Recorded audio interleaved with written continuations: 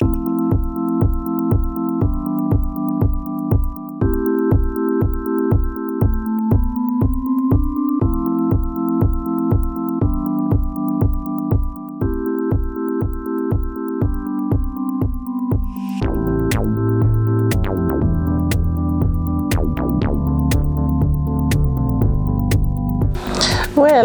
my name is Zainab Jerrett, and I'm the Executive Director of Tombolo Multicultural Festival, Newfoundland and Labrador. It's a non-profit, but we do a lot of stuff for the community.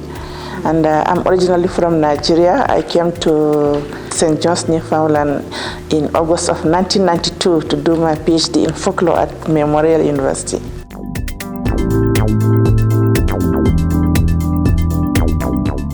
Tombolo, actually, by its definition, you can describe it as a connecting place for people coming together to connect with each other.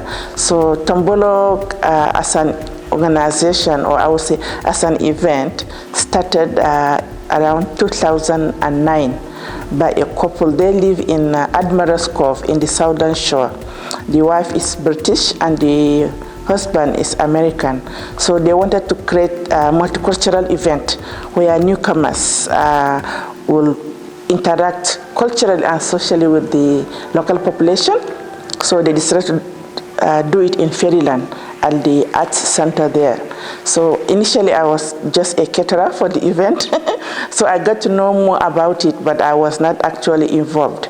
But around 2010, 2011, the couple felt that the event was getting too big.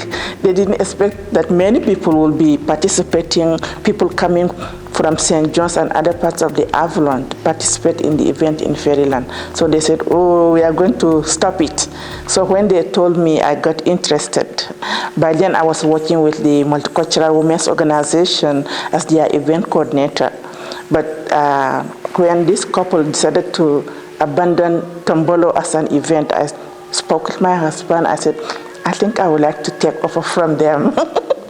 But first I, of course, discussed with the couple, and they decided to say yes. Andy is the man's name, and Nikki is the name of the wife.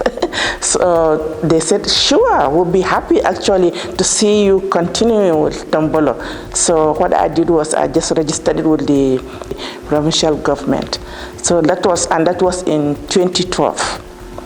And then we started organizing events at the Arts and Culture Center here, small, and we retained the one at the Arts Center in Fairyland as well, because people were used to that. So we were doing 2 events every year in St. John's and in Fairyland. And that went on for 2-3 years, the one in Fairyland. So it became too big. The one in St. John's, we couldn't handle both, so we decided to abandon the one in Fairyland. I think that was in 2015, around that.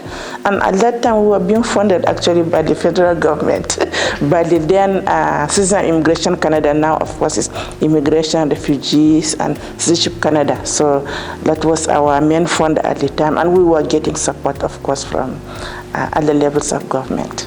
And to cut the long story short, here we are today all over the province.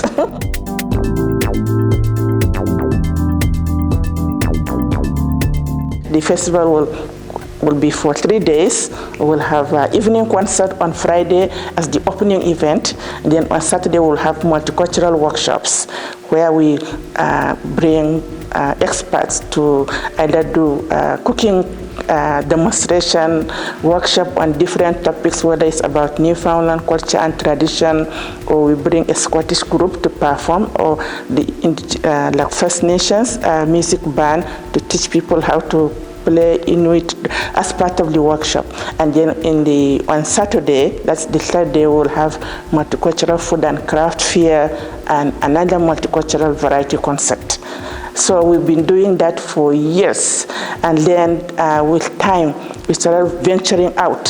So from St. John's we started going to Ganda, Conception Bay, and then around Canada 150, that was around 2017, we were in Labrador City, and Wabush with our multicultural events, always called Tombolo Multicultural Event or Tombolo Multicultural Festival. So those are the events, but now we are expanding. Of course, we'll be doing programming for newcomers, new immigrants and refugees. So it's not just about organizing concerts and food and craft fair, but now entrepreneurship skills workshops for newcomers and refugees. We'll be doing employment skills workshops just to increase their access to the labor market. So some people came here with credentials that are not recognized. So now we'll be working on that. We'll be helping newcomers to have their foreign credentials recognized, help them to upskill or reskill. So these are the things that we'll be doing. Busy year, and next year too, we'll continue with that.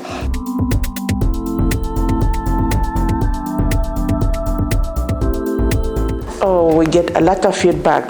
One of the things that we get continuously is the fact that we bring the world together under the same roof as they describe it. Because if you attend Tombolo event, you will see people from, I would say, maybe 20 or 30 different countries.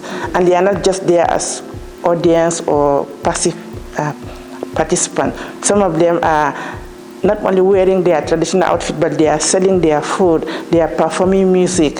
So, and it's symbiotic because the local population, we try to involve them. They could be there as performers, musicians, they could be there as food or craft vendors, and it's just, and people like that. One thing that somebody said, I wasn't around, but I was told that when she was performing, before she started performing, she said she decided to stay in the province rather than moving to other provinces because of what Tombolo has done for her. And when I heard that, I was moved because that's our objective. That's what we want. We want the newcomers to stay here and not just stay, but to prosper. Those are the kind of feedback we get and make us feel good.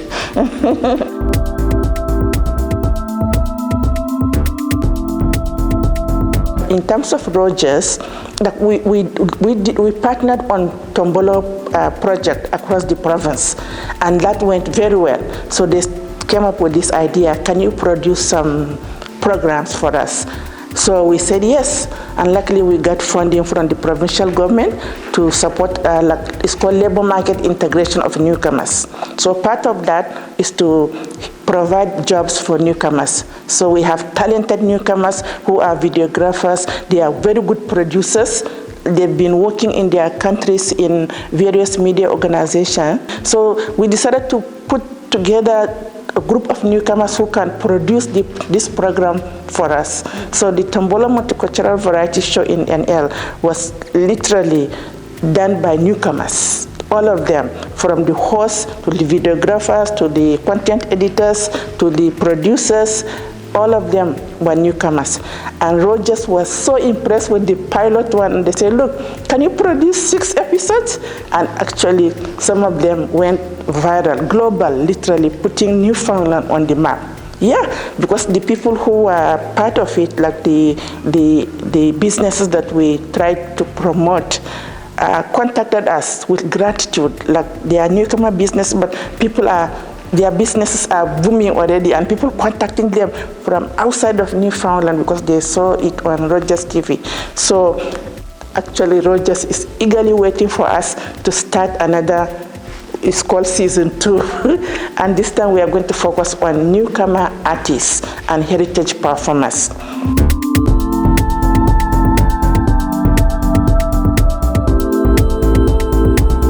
For us, attending it is good for us. Another thing is promotion. Sometimes we promote like Tombolo Multicultural Festival, we promote on local media, but the local population can help us also. Once they see it maybe on social media, let them share. But we also love people to volunteer. And of course, it won't be bad if we can get corporate sponsors in the community, because that means that we can recruit more artists and pay them.